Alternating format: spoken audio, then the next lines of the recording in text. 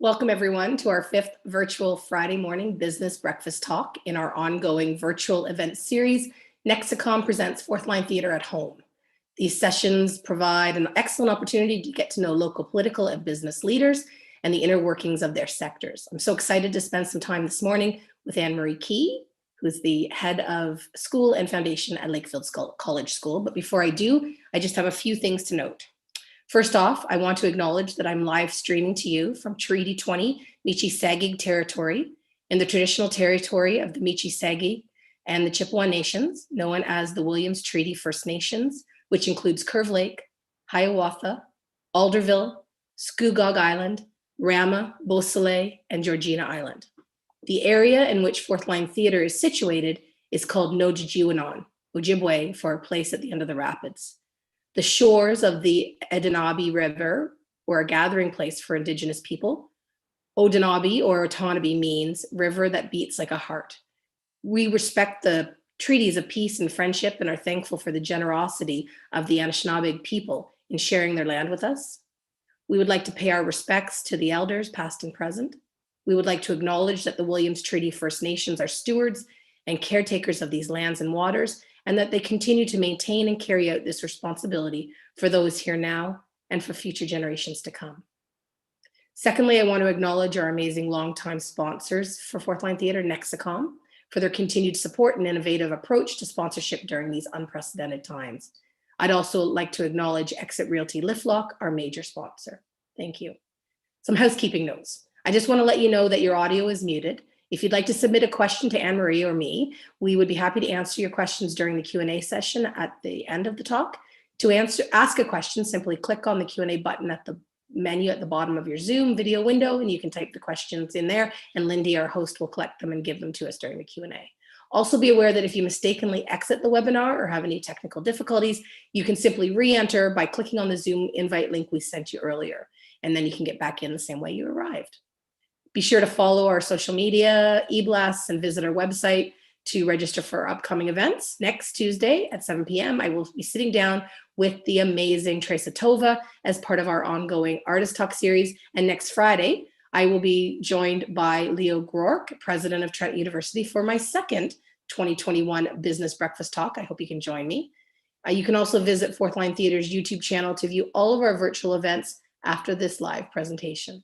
And now, I would like to introduce Anne-Marie Kee. Good morning. Good morning. How are you this morning?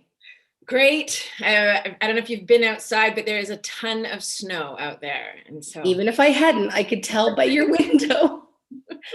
Yeah, I know it's snowy where I am too. I think I'm about 20 minutes away from you. So will you tell us, do you mind telling us exactly where you are right now?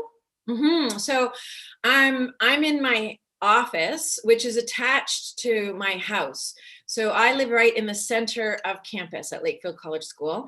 And so behind me is our chapel. And I overlook our incredible, we call it the Grove. It's a beautiful set of maple trees and the water's down. I can see it. And then we have about 12 houses on campus, along with our school block. So it's a really unusual life, isn't it, to live in the middle of 280 teenagers who sleep here, and then another 100 plus who come as day students. Wow. Okay, so did I get your title right? Head of School and Foundation? Yeah, so the foundation is a separate entity that supports the school. And so we're a not-for-profit charity. And so the foundation, all the donations go to the foundation. In some cases, it creates an endowment for us that we can draw upon to support our students. Yeah, it's so funny. When I was thinking about getting ready this morning, we struggle with the idea of foundation at Fourth Line. And this is not for this conversation in terms of taking money, energy, time, focus with a completely separate entity. So you have, does that just quickly, because I have way too much to talk about with you in an hour, but you have two separate boards of directors then? Yeah, so we actually, about 20 years ago, and I'll be quick, we set up a very complex governance system. So we have a school board and a foundation board, and then we have school trustees and foundation trustees. So there are about 100 people who volunteer their time to contribute to the school. So it's actually 4 entities. Wow. So we did a big governance review just to make sure everybody's clear on their roles in terms of decision making, who gets to vote on what, and it works. I mean, we're a school, it's 142 years old. And, I think just because we have so many people engaged in the future of the school, we're lucky. If you were gonna, so explain your job sort of in 3 or 4 sentences, but I'm just curious, like, what does your job entail? Like, are you a principal? Is it bigger than that? Are you a CEO? Like, what are you? Yeah, so that's, what, I should ask myself that question more often. So I am a principal. I have those qualifications, and that would be my job. But because we're just an independent school, I also run the entire business. So I have a CFO, an assistant head of human resources for 140 employees. And so I'm involved in all aspects of the business and the fundraising of the school. But really, like, what I try to do on a day-to-day basis is find a way to also get out, connect with our kids, connect with our staff. Everything I've been reading about you when I was getting ready for this talk says that you have an absolute passion for education and educating young people. Is that, like, so true? It's so true. Yeah.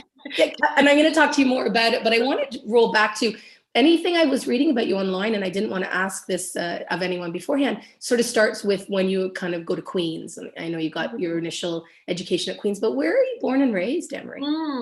So I'm glad you asked. So the passion for education comes from my mom and dad.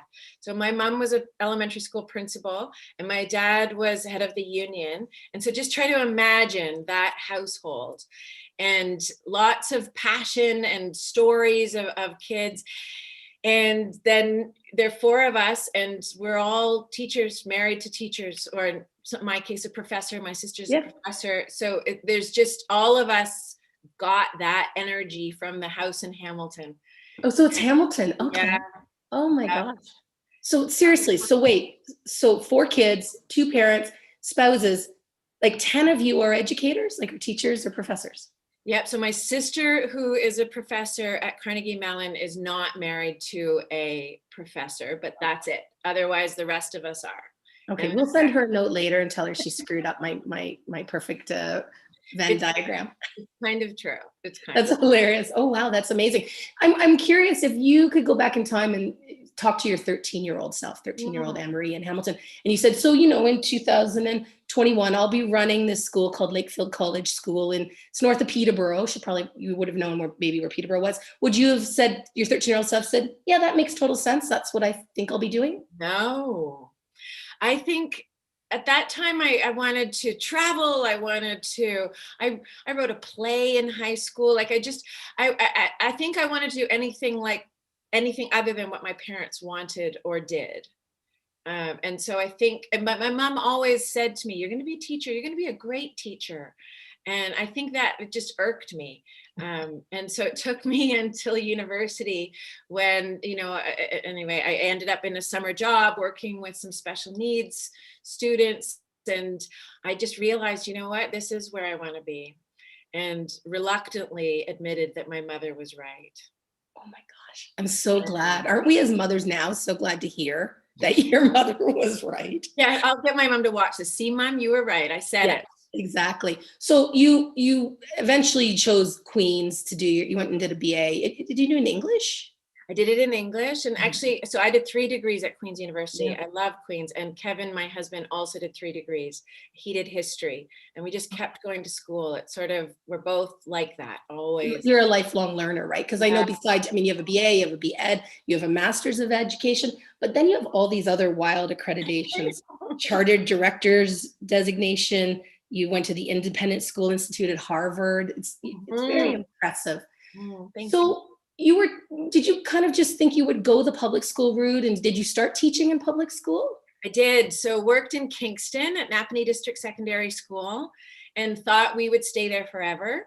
But then Kevin, my husband, got a job at the National Film Board. And so when our baby was 4 or 5 weeks old, we packed off and moved to Montreal.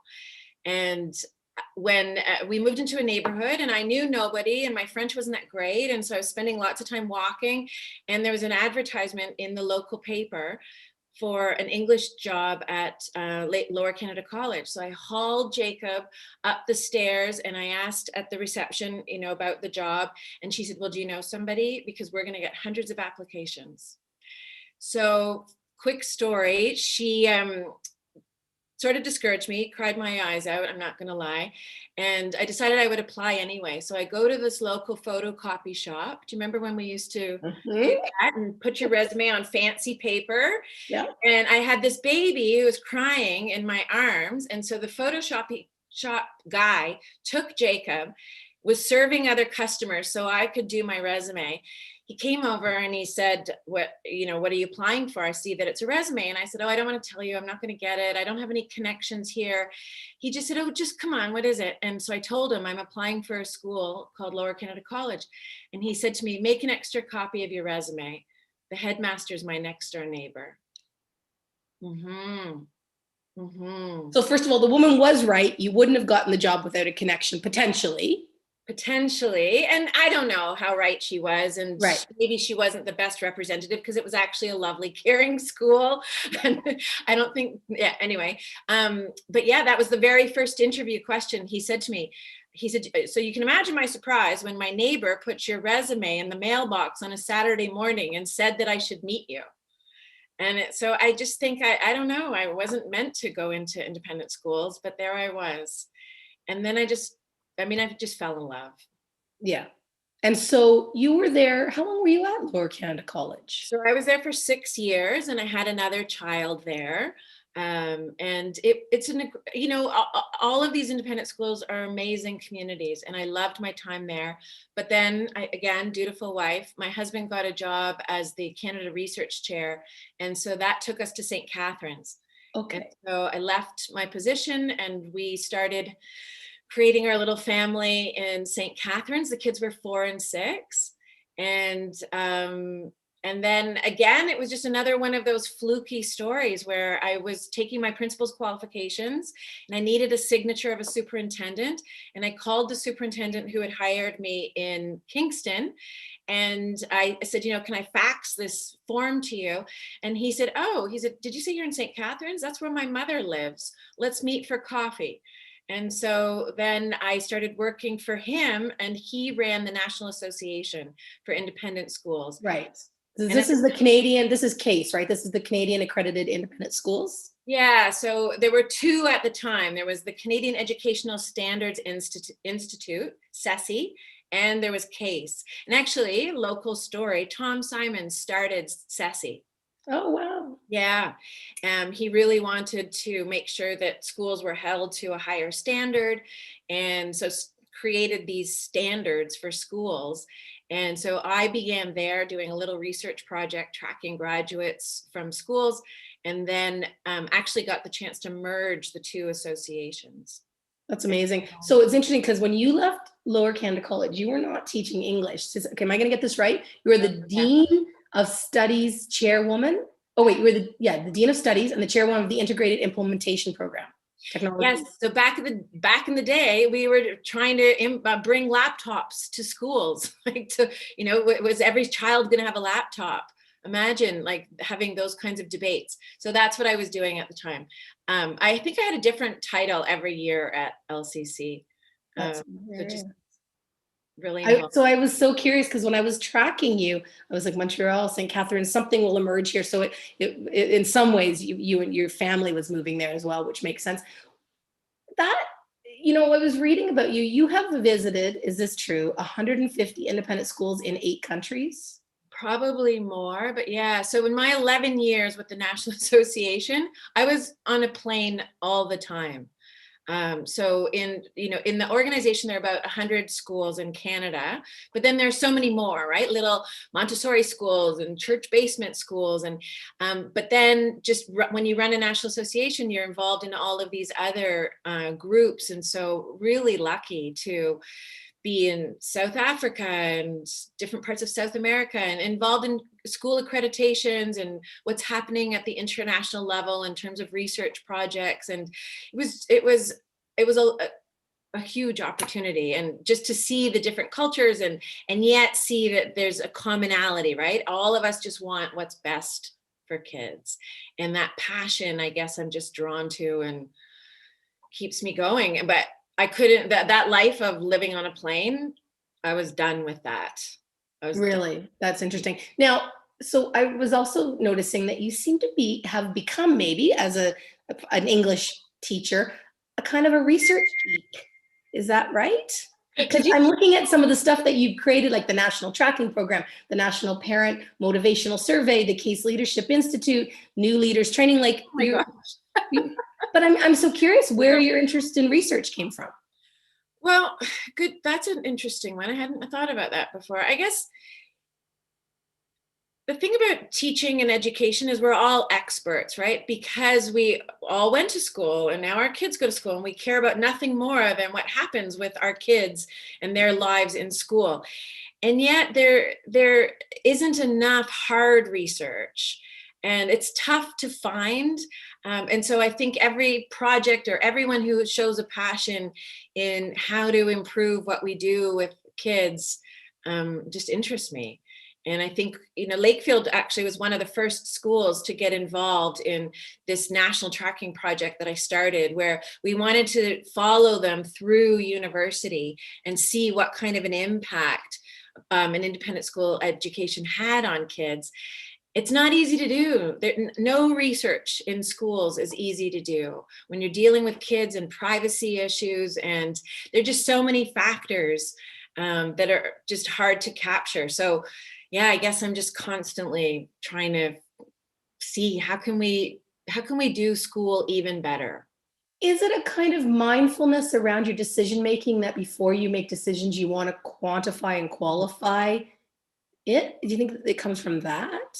If it's possible. I mean, so much of what we do is based on those kids in front of you, right? And what they bring each day, and if they had a bad night, or if they didn't get breakfast, or whatever what things are on their mind. And, the amazing thing about teachers is you've got to adjust to those, 10, 20, 30 kids in front of you. So yes, I'm also interested if there is research that can help us do a better job. It's intense, it's stressful to be in front of trying to improve the lives of kids every single day. So whatever research is out there, I'm all over. That's amazing. It's interesting that you talk about kids, like, because I'm going to swear, they have bullshit meters, right? Like beyond adults. Would you agree with that? Yeah, and actually I couldn't work with little kids. I thought I would, because I think they're so great, but they would have a big wad of gum in their mouth, and I'd say, like, spit out your gum. I don't have any gum in my mouth. So I prefer the teenagers, because they'll call you out if you aren't your authentic self. And they can smell it out. And so I like the edge of working with teenagers that way. That's amazing. And Lakefield and Fourth Line have such a long relationship. I know you're in your fourth year, I think, at Lakefield. You came in 2017, but almost 20 years, Lakefield's been a huge champion of our theater and our youth training program, as well as a number of staff have been board members, as well as tons of Lakefield kids have been actors. Yes, and just including, we were talking about Maddie Sheward. Yeah, Maddie Sheward and her involvement in your October show. Yeah, for sure, and so many more. Yeah, so I'm interested. You were living in St. Catharines, raising your family, and you've got a big job with CASE, right? I mean, and you're 11 years there. Why did you decide to take the job at Lakefield? And was it the next thing? Like, was it from CASE you came to LCS? Sort of, yes. So again, my husband, we're a true team in all of this. He got a job as the Dean of Arts at the University of Ottawa.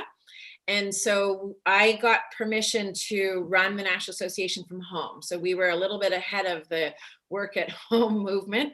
And so I guess, but more importantly, what attracted me to this school first and foremost was Jacob came here. So my son spent 4 years here as a boarding student, and I chose the school because he, I knew he was really smart, but he just wasn't thriving in school. And I wanted something more for him. And he came here, he chose it and we chose it for him. It was really hard to, as a mom, to have your son join a boarding school, but suddenly, you know, Matthew's house and Lakefield just became like a co-parent for us. And we loved the school. So when Jacob was in grade 12 here, the search firm called and asked if I would think about this job. And Kevin and I both had an interview, the first interview, and we sat the kids down that night and we said, this is what we're thinking about doing. And so keep in mind, this is December and Jacob's in grade 12.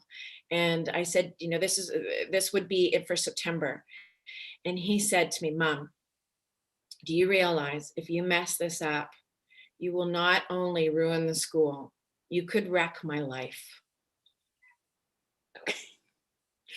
And so we took that so seriously. And every time Kevin and I talked about, you know, the fact that I would be moving here and he would still be in Ottawa, like, why would we do this? But we just came back to, like, how is it that a teenage boy has so much passion for his high school that he assumes that he's going to be part of this community for the rest of his life? Right. And so we just thought, this is where we want to be. This is a school that gets it. They believe more than the academics, and they touch souls. Yeah. And so that's what I wanted that. And hopefully I'm not ruining his life or the school. I don't think either. So now you came in August or September of 2017. You're the 12th head of school in the school's 142-year history. Yeah, we had quite a bit of turnover. The first few years, half of the school's history, the head stayed for 20, 30, 40 years. And then there was a little bit of turnover, and now I'm really excited that I'm finishing up my 4th year. Yeah, we're heading into the school's 150th anniversary in 2029. Oh, well, that'll be great. My dream would be to still be here for that. Good. I would never have asked what your plan was, but that's good to know. So tell me a bit about Lakefield. I think I have read somewhere that Sam Strickland, Catherine Portrayal and Susanna Moody's brother, is he one of the founders? Yeah. So it started out, actually, the house and just a small piece of this property was just a little school for some local area farmers. And it has an Anglican affiliation, and Sam Strickland was part of it. So if you look at some old photos, you see Strickland's. Okay. And there are stories with Catherine Portrayal and Susanna Moody, like, would have walked this property to go to visit each other in the time that they were both living on this side of the river.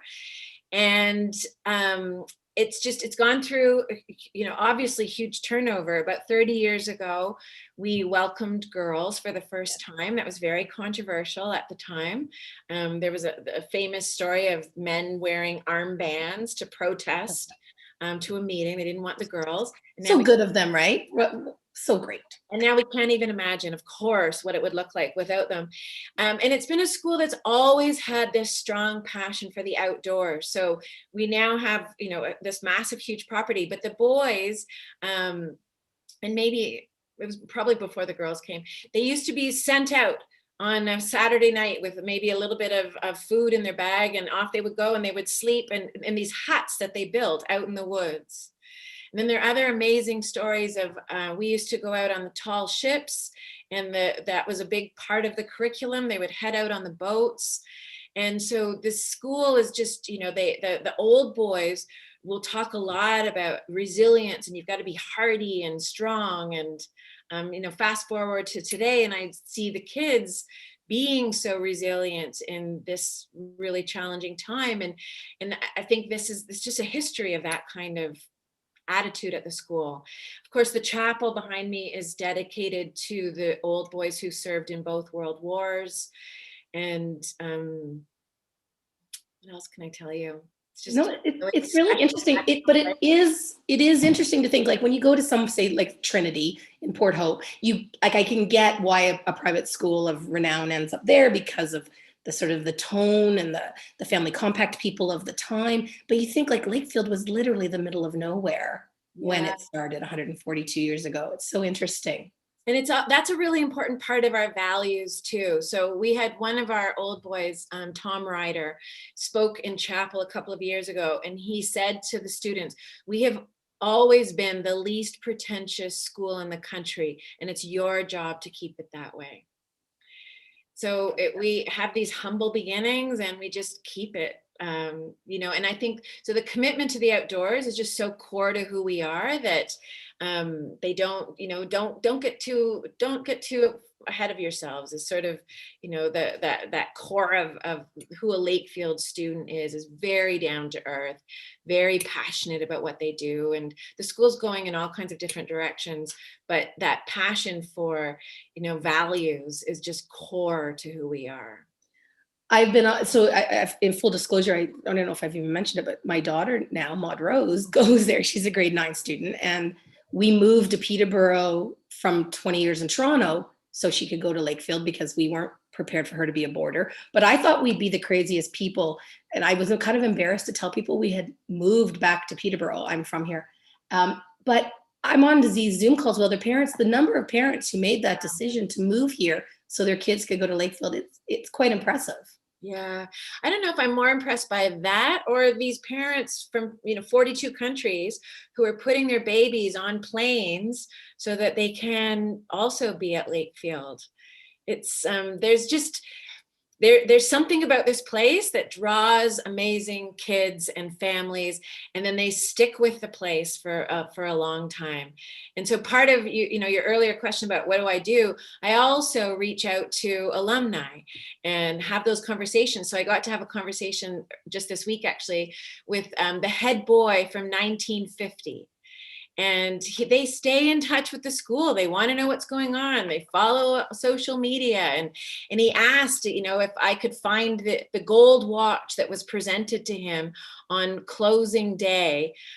He donated it back to the school.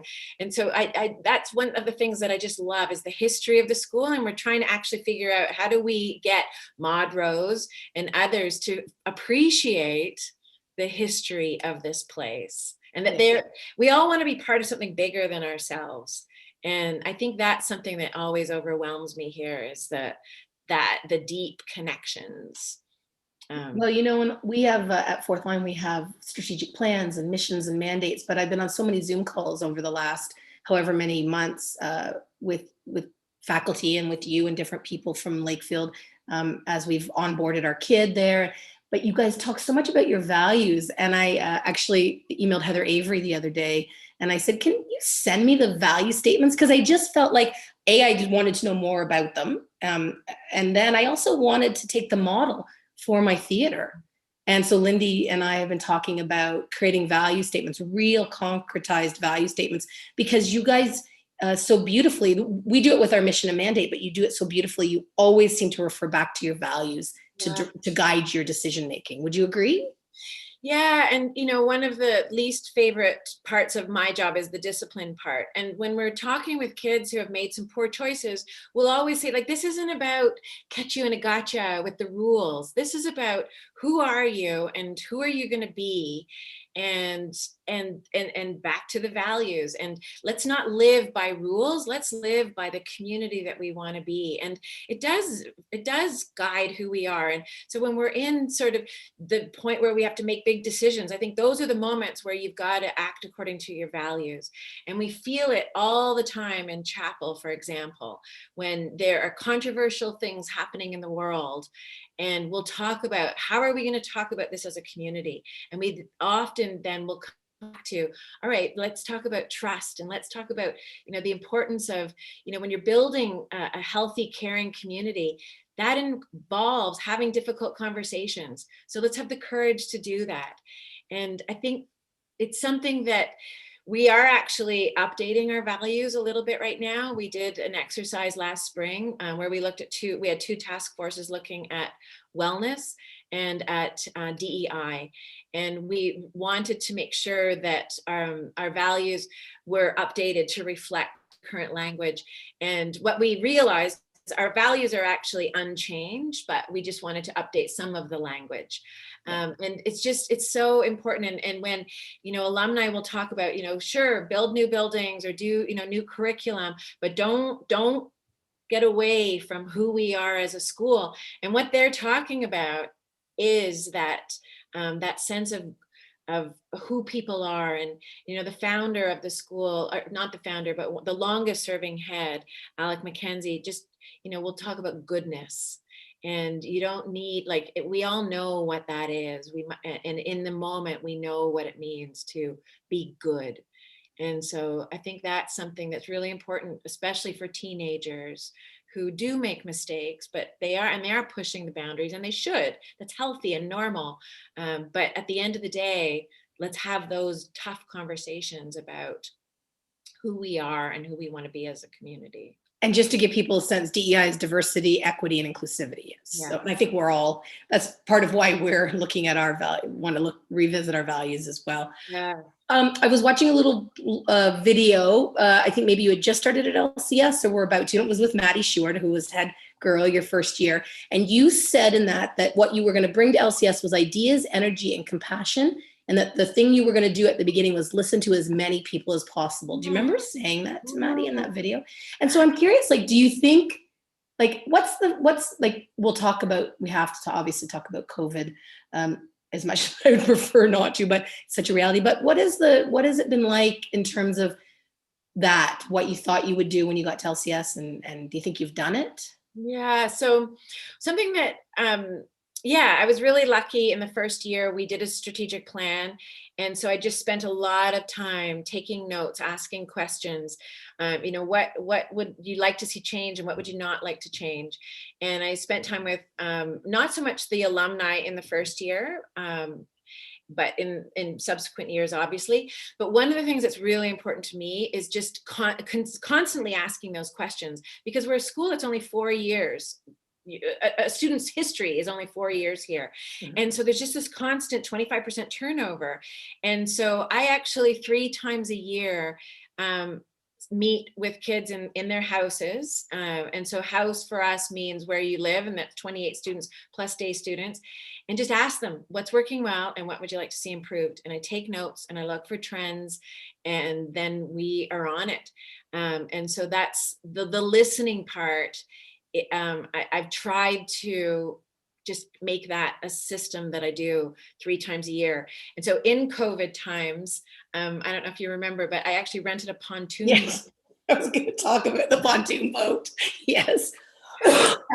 But my board chair had said to me, how are you gonna do your listening this year when you can't go in the houses? And there were all kinds of restrictions about meeting indoors, because I usually have them in my house and we cram into the living room, and you just can't do that this year. And so we rented this pontoon, and we went out on the Ketchewanuka and out to our second property, actually. And so it was just a quick sort of 30-40 minute loop. But the purpose was just, okay, where are we at? What's working? What's not working? And I think that's important for me. And it's important that the students here feel like they have a direct line to me, and that we will then act on it. We'll listen to it. So would 90% of the complaints be about the food? Like at every school on the face of the earth? Maud Rose was in a school in Toronto for 10 years, a small private school in Scarborough, and it was the number one beef of the parents when I was on the parent council. But is it the number one beef of the kids? For sure. So my first year here, they had done this big review on wellness. And so now we have a great, amazing program called Thrive. And one of the decisions that Thrive made was to get rid of chocolate milk. You would have think that we had introduced torture at the school. And that's all I heard. So I would do like these, I would do probably 20 plus meetings with students. And that was like, they just couldn't believe that we took away the chocolate milk. And so then, I finished all the house meetings, and I took my big long list of complaints. And then we just started the negotiation process and, re-education on, well, why did we take away chocolate milk? And so I think in the end, they now have chocolate milk 2 times a week. Oh my God. I do love those moments, and we all have them, right? The myopic moments in our lives where we kind of can't see the bigger issue for the thing that's really affecting us. And I'm so mindful of those moments for everybody. Yeah. And you know what I love about our kids, and I think all kids, like, they know it too, right? So they'll say like, our teachers are amazing and I love this school, but like, there's no more chocolate milk. So there's always something, and we're constantly tweaking the menu, right? Kids, their appetites, I think, are changing, and they want the French fries, but they also do want more fresh fruits and vegetables. And could we label things that are organic? And could they have vegetable sticks cut up with hummus? Like, it's a balancing act, and so we're just constantly trying to find that sweet spot. And yes, it has been a huge challenge in this pandemic to try to manage just food and all of the additional requirements. Well, and I know, and I'm sure you guys are like us, like 2020 was going to be the year where we really focused on our carbon footprint at Fourth Line. And I know you guys have recycling clubs. I'm not saying Leaf, it's called Leaf, right? Right. And I just think for those poor kids, like that all went out the window with COVID, right? Like everything is wrapped. There's so much waste. I don't know how you guys are balancing that, but ours was like, even if we had gotten a season in, we were not thinking about carbon footprint in the pandemic. Yeah, but well, so this is where, like, if you had 380 kids pushing you, you would be thinking about it, because we began the year like everybody trying to manage, and there was all this what we called grab and go food, but our Leaf Club and students pushed us, and so now we have these. I think they're recyclable plastic containers that they can take those away, we can wash those. And so we are reducing the carbon footprint that way. And I feel like that's the thing about working with teenagers, is they're constantly pushing in a great way to be better. But there's so much just having to adapt and change this year. And I think we're all a little bit tired of being flexible, but the kids are pushing and that environmental agenda for sure. I want to just ask you quickly before I dive into some other stuff, but you and your husband live separately, right? He lives in Ottawa, you live in Lakefield. Yeah. I'm just curious if you can talk a little bit, however you feel comfortable. How do you guys manage it? Yeah, so we would both joke, sometimes it's great, right? Yes. We both work really hard and lots of evenings, and so through the week it's great. And then he comes here at least twice a month on weekends, and then I get off campus and get to Ottawa. I try for once a month. And it's really important for me to get away from the Lakefield bubble. And so, we have a great, we're in the Glebe in Ottawa. And so that's sort of a just totally different life. But it's something we were willing to do because the kids were older. They're both in university, and we make it work. I don't know. We're just both we love our jobs, and we love each other. And so the headhunter at the time, when we were working through this decision, she said, I can put you in touch with other professional couples who make the decision to live separately. And we knew we could do it. He knew I was crazy about this place. And frankly, he was part of the interview process. And I think sometimes that he was the one that got me the job, because we were asked that question. And he said, because I love Lakefield too. Oh, that's nice. I like that. So, okay. So I have other education question I want to ask you, but we'll maybe talk. Here's my question. All right. Do you remember a moment in 2020 when you thought, around coronavirus, it was probably called then, and you thought, uh-oh, this is going to potentially be bad for us, or something bad is happening. Do you remember a moment? Oh, so well. So another set of parents, Stephen Gray and Dr. Marilee Brown, have been part of these monthly phone calls that we've been doing with parents. And there was a question around the vaccination, and Marilee said it could take up to 8 years before we get a vaccination. Were you on that I call? was on that call. I Oh saw my. your face. I saw your face. And I just thought, I don't know, can we do this for 8 years? But even prior to that, like when in January, I'm thinking of January, February last year. Do you remember, like, when was there somebody who said something like there's something weird happening in China, or Yeah, so I was actually in San Francisco with a group of students we did a business trip. And so Darren Moffat and I took them to Stanford to visit some alum, and to App Direct. It's an alumni's company. And the head of App Direct, Nicholas Desmarais, is an alum. And we were talking about this pandemic, and he pulled me aside in his fancy, office space, and he said, "Have you read the World Health Organization report?" He said, "My wife and I already have put away 6 weeks worth of food. This is going to get really serious." And I remember thinking, "Oh, that's alarmist." Like, okay. And then my daughter, who goes to school in Spain, sent me pictures of guys in hazmat suits and said, "Mom, there's a case on campus. This is what's going on." And so it was that day, the end of February, where I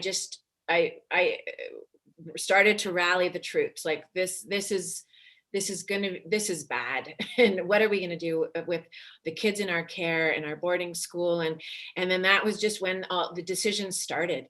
And our little March break trips that usually happen, we made the decision to cancel those. And those are devastating moments as for our school, because we love sending the kids all over the world on these trips, and they have a transformative impact on them. And so we canceled them, and so there are tears. And then we had to cancel the students who are staying with us for March break, and bring them back. And so it was just this series of heartbreaking decisions, and then you're following what's happening globally, and you just have that panic. And I think we all felt it. But running a school where these kids are ours, and they're far from home in some cases, and we have to manage the safety of them, it was that was a lot. yeah. So you had to eventually close the school last March, yes, Yeah, and we send did. all your boarders somewhere. So before actually the province required us to close, we made the decision that the kids were best to go home. And so we had, I think we were, I don't know, I can't even remember now. They all fit into Wadsworth. I remember having them all in the common room, and we told them that we had to now work with their families to send them home. And that was another one of those moments where it was so hard that, we were saying, we don't think you're safe here, and we can't keep you here. And so, yeah, we closed the school. It's never happened, and off everybody went. I remember the last girl pulling her suitcase down the road to go and meet the van that was taking her to the airport, and everybody went home. And the campus was bare, except for the families who continued to live here, because this is their home with the 12 houses here. And so you had to get them all off campus, and then you also had to pivot to start offering some sort of schooling for your kids. How did all that happen? Yeah, and so if you remember, for first we were thinking that the kids it would only be a few weeks after the March break, and then they would all be back. And so we told the teachers they had 2 days of holidays. Well, the kids had a holiday, and the teachers just had to pivot to this online learning. And my board chair, this was another moment, said to me, "You've got to put your pedal to the metal and figure out how are you going to keep offering a well-rounded education, because that's really what Lakefield is all about." And so the teachers just quickly we suddenly became a remote school. And this was happening all over the world. There was nothing special about what Lakefield did, except that we said, all right, we are also going to do the well-rounded, the co-curriculars, the arts, the athletics. And so we put it out to the teachers, and I just get the shivers thinking about it. Within hours, we had this incredible list of co-curricular activities that they could offer from their homes to kids all over the world. And then we had this idea, I don't even know where it came from, that wouldn't it be amazing if we could give them something more to look forward to? And so we started this, we called it the Learning with Lakefield Certificate. LWL, the LWL. Yeah. Yes. And again, the teachers just rallied and came up with this. So they were 10-hour modules. Your daughter took them, and they were on leadership and cooking and athletics, like beekeeping, like you name it, whatever people thought of, whatever their passion was, the teachers offered a 10-hour module. And we also had this idea that what if we offered it to the local community? And so it was a really cool partnership where our teachers were giving back, kids were then learning with anyone else who wanted to take one. I think we required them to give a $50 donation to something locally. And so we got some cool donations from around the world where they said, oh, we gave to this local business that needed some support. And so we really felt like Lakefield had a cool global impact as we were just trying to stay focused on kids and their mental health and well-being while we were all sort of locked up and dealing with this scary, scary pandemic.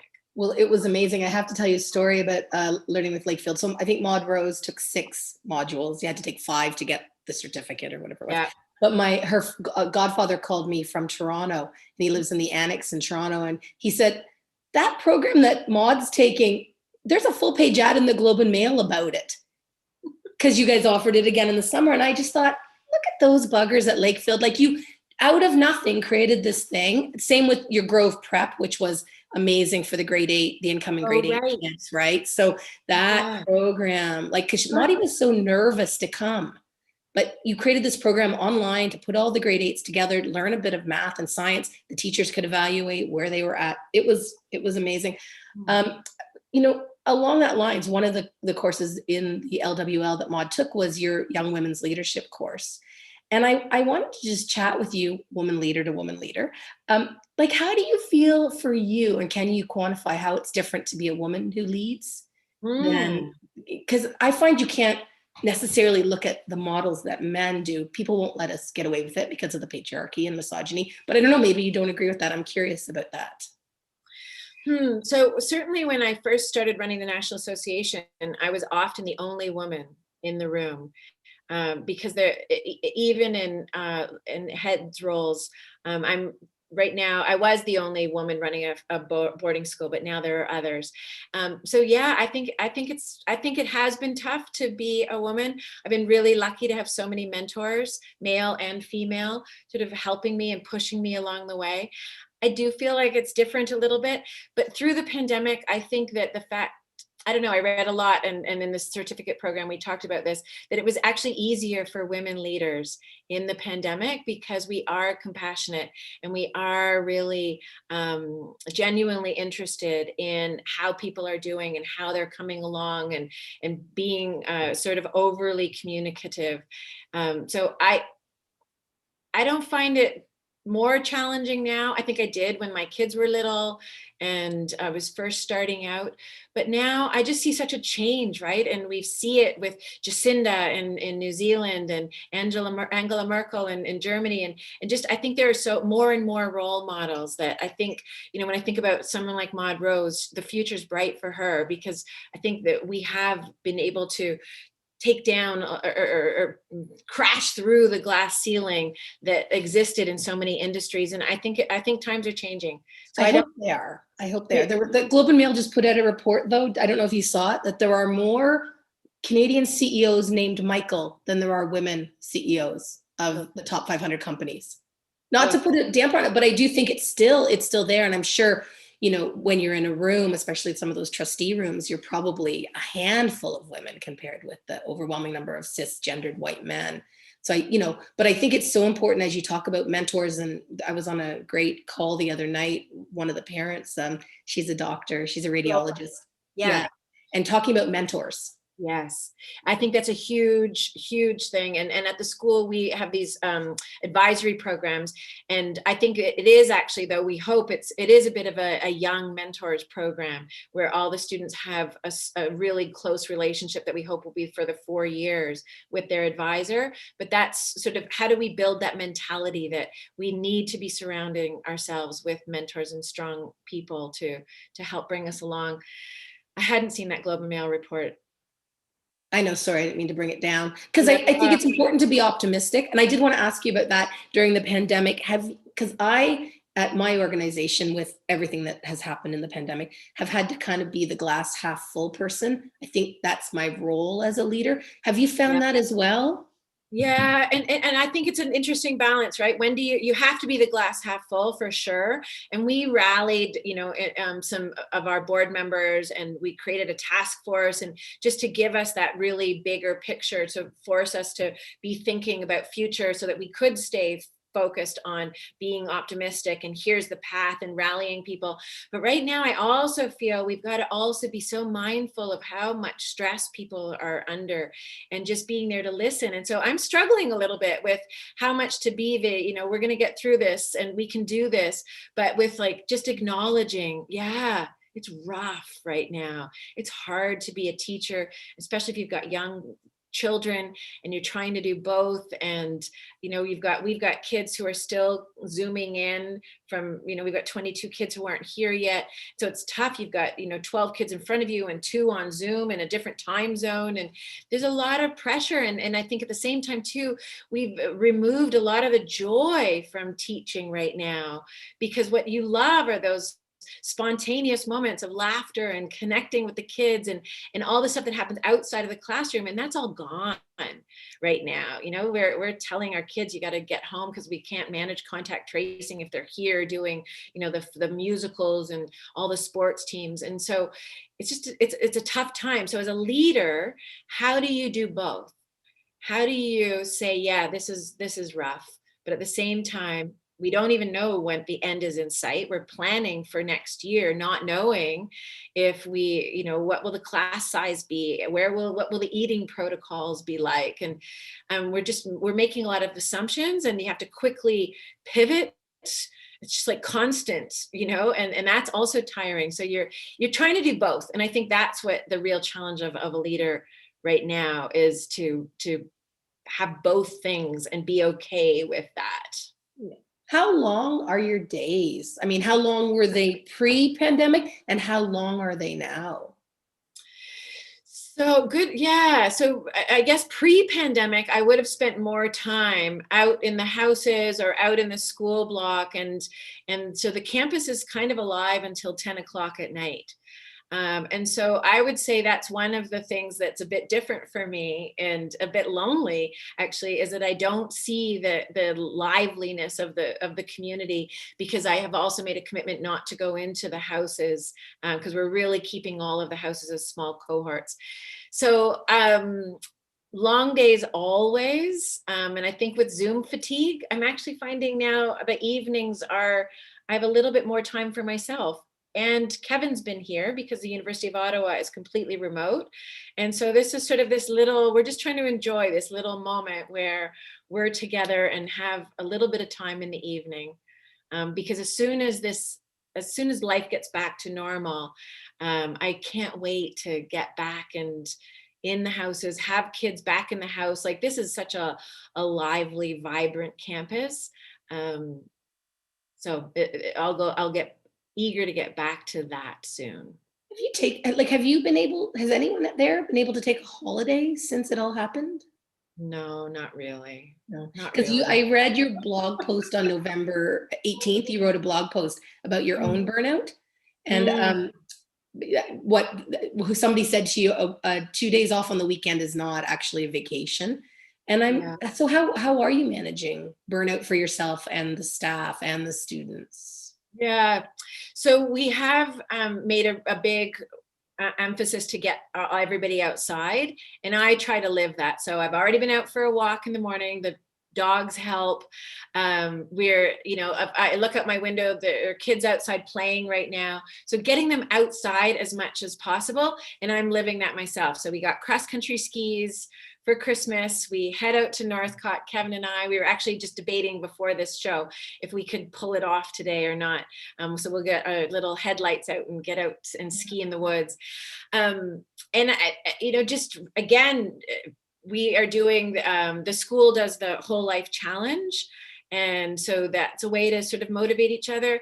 We have the Thrive program has purchased these lights for indoor lights for the kids.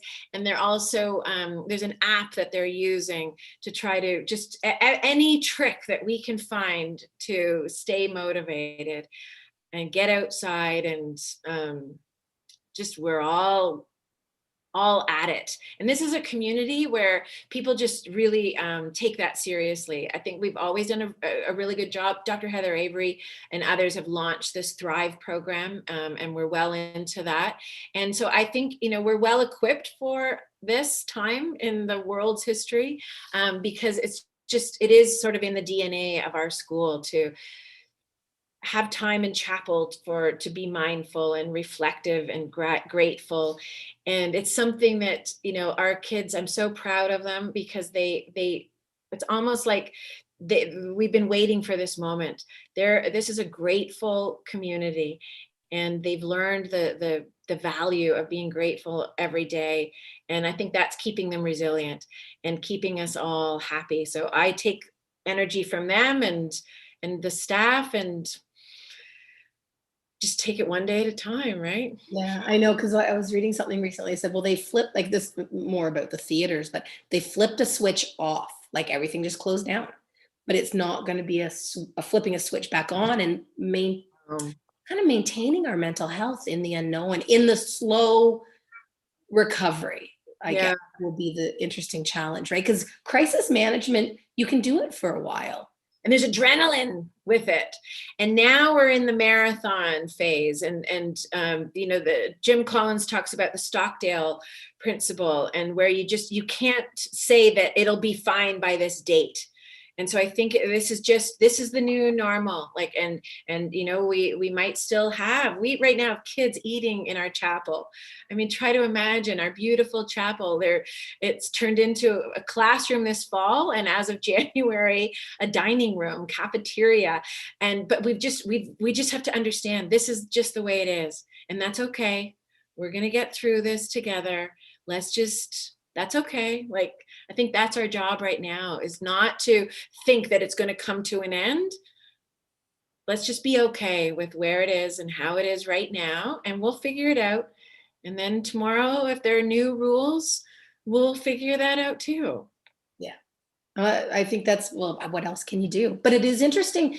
I mean, Lakefield is so filled with ritual and tradition, and theater is like that. And it is, if you're a ritual junkie, I'm a ritual junkie. I love ritual and tradition. Losing it in the pandemic is hard. It is. And one of the interesting things that we've lost is singing.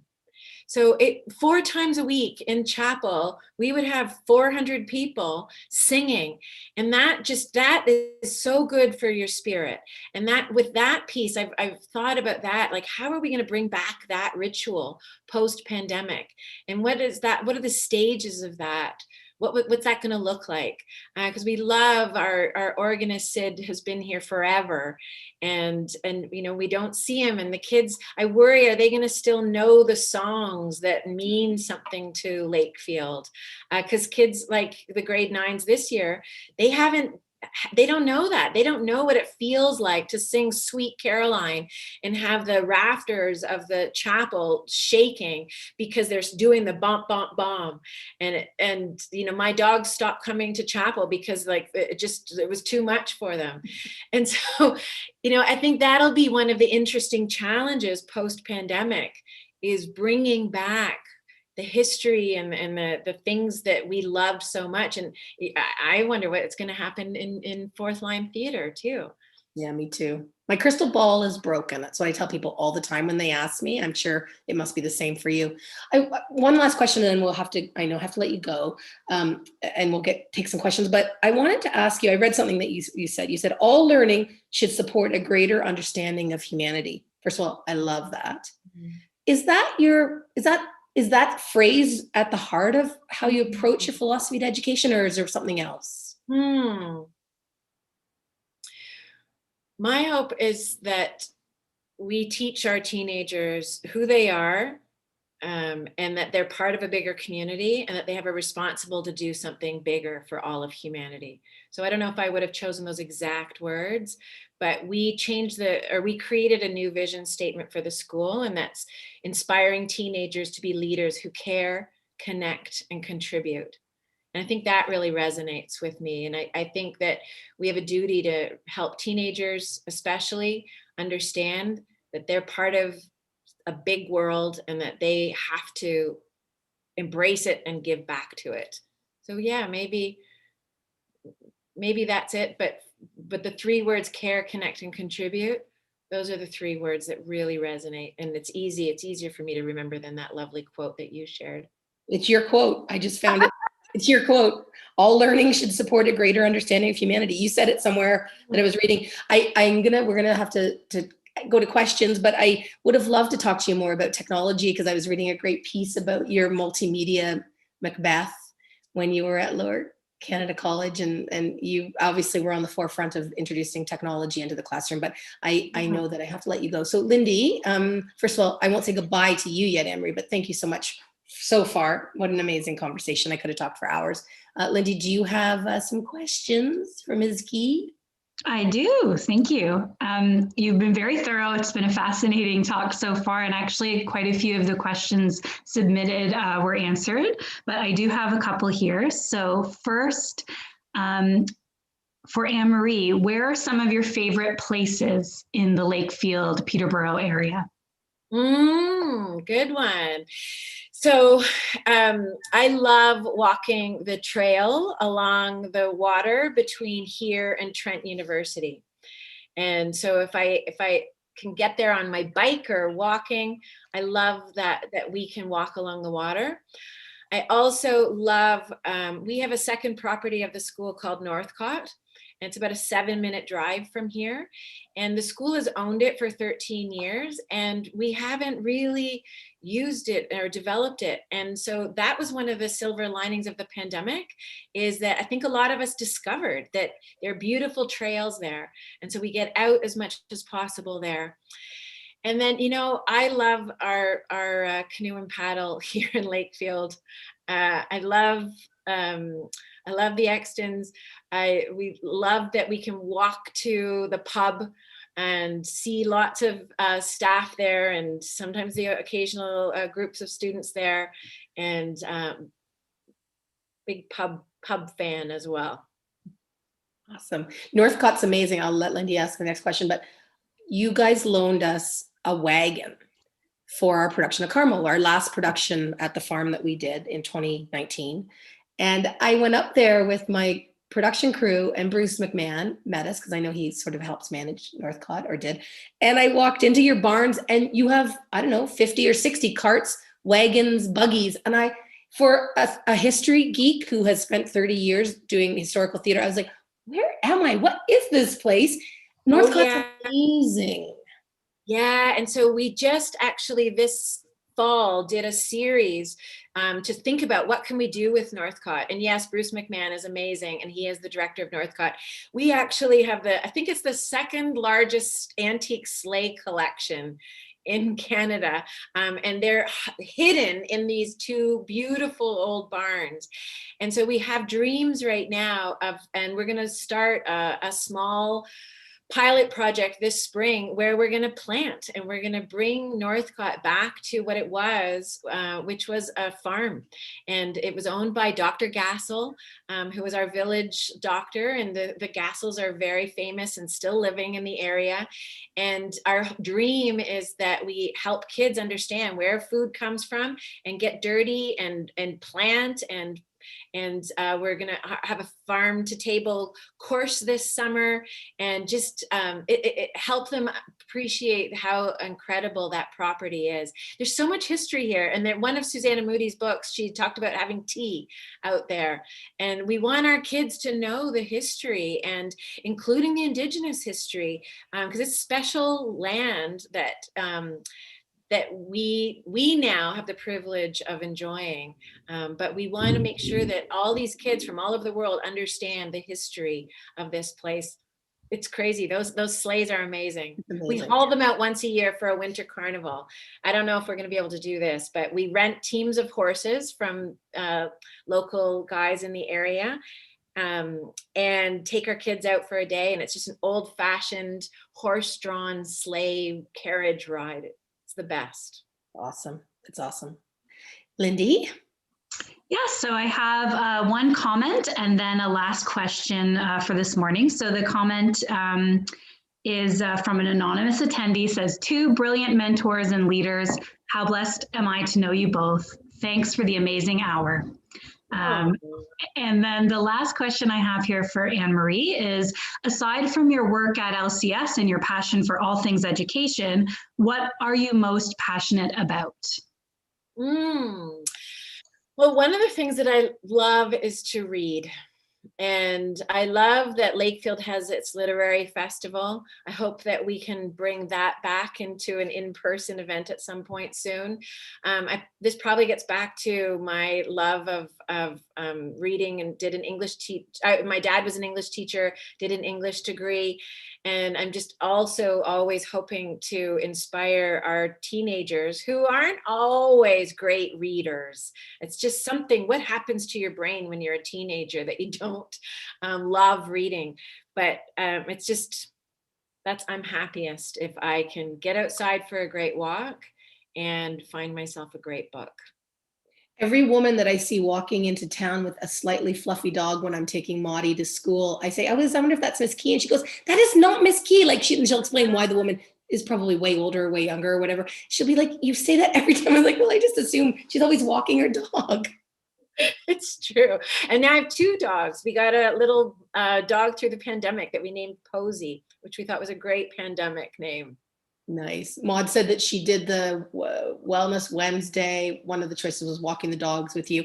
And she said the first day, she goes, well, 38 kids showed up, and they had to go like searching around campus for more dogs because he only has 2 dogs. Only at Lakefield, it was when like 38 kids show up in front of my office to go walking in the woods, and like dogs come from all over campus. I think the record one day was 14 dogs walking with us, but I think we have 20 dogs on campus. Wow. It's a funny place. Well, can I just say how awesome it was for me to get to spend this time with you and really kind of unpack your brain and hear about you and the school, and it's such a part of this community, and we have a long relationship between the theater and Lakefield, but it sort of sits up there in isolation in some ways too. And so thank you so much. I'm so grateful. Oh, thank you. And this is a great initiative because we don't want us to sit up there separate from the community. We love being part of the community. We're trying to do as much as we can to be good partners to our community. And so thank you for this initiative. Awesome. All right. And I will let you go to get on with your day, and everyone else, thank you for joining us, and enjoy our snow.